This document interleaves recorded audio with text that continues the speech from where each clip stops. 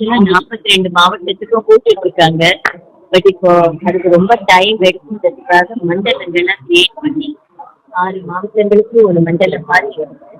ஏன்னா மக்களை சந்திச்சு அங்க என்ன ப்ரோக்ராம் பண்றோம், அங்க போர்ட் ஓபன் பண்றாங்க, கிராமம் வரைக்கும் இருக்கு.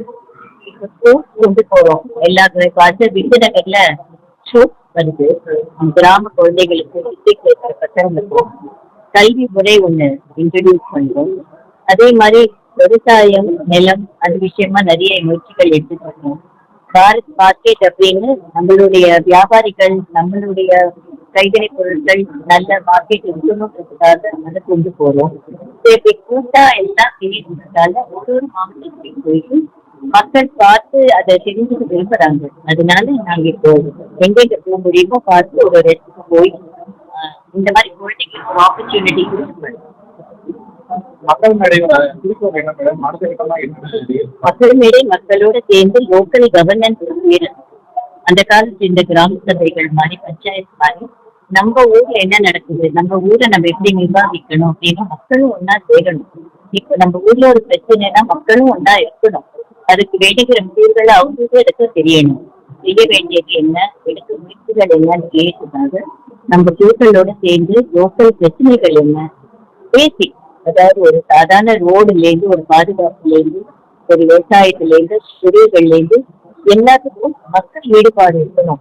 நாட்டு பற்றி வளரணும் இல்லையா? எல்லாரும் அவங்க ஊரை பத்தி நினைக்கணும், ஊர் மக்களை பத்தி நினைக்கணும். இது நமக்கு என்னன்னு போற காலம் இல்லை. நம்ம எல்லாரும் ஒன்னா சேர்ந்தாதான் நம்ம ஊரை மேம்படுத்த முடியும்ன்றதுதான் மக்கள் மேடையோட இந்த நகரத்துல இருக்கிறவங்க கிராமங்கள்ல குழுக்கள் அமைக்கிறாங்க. அதுக்கு கீழே கிராமம் அந்த கிராமத்துல இருக்கிறவங்க அதை விட கீழே இருக்கிற கிராமங்களுக்கு குழுக்கள் அமைக்கிறாங்க. ஸோ எங்க வாலண்டியர்ஸ் எங்க மெம்பர்ஸ் எல்லா ஊரையும் இப்போ ஒன்னொன்னா கிரியேட் பண்ணிட்டு வராங்க. மெயின் சென்டர்ஸ் எல்லாம் இருக்காங்க, அடுத்த டிஸ்ட்ரிக்ட்லயும் இருக்காங்க. இப்ப கிராமமா இப்போ விருதுநகர்ல 4 கிராமங்கள் எங்களோட சேர்ந்து இருக்காங்க. இப்ப அடுத்தது அங்க போறாங்க இந்த வில்லேஜ் ஸ்போர்ட்ஸ் அதெல்லாம் மேம்படுத்துறதுக்கு நாட்டுப்பற்று வளர்க்குற ஒரு பெரிய மூவ்மெண்ட். முதல்ல நாட்டுப்பற்று வளரணும், அதுக்கப்புறம் முதல்ல சர்வீஸ் மைண்ட் எல்லாருக்கும் வரணும். அதுதான் எங்களோட இப்போ அதெல்லாம் நாங்க எடுத்துக்கிற சட்டங்கள் நகரணும். நாங்க எடுக்கிற சர்வீஸ் இது சர்வீஸ் பீப்புள்ஸ் மூவ்மெண்ட் சொல்றோம்.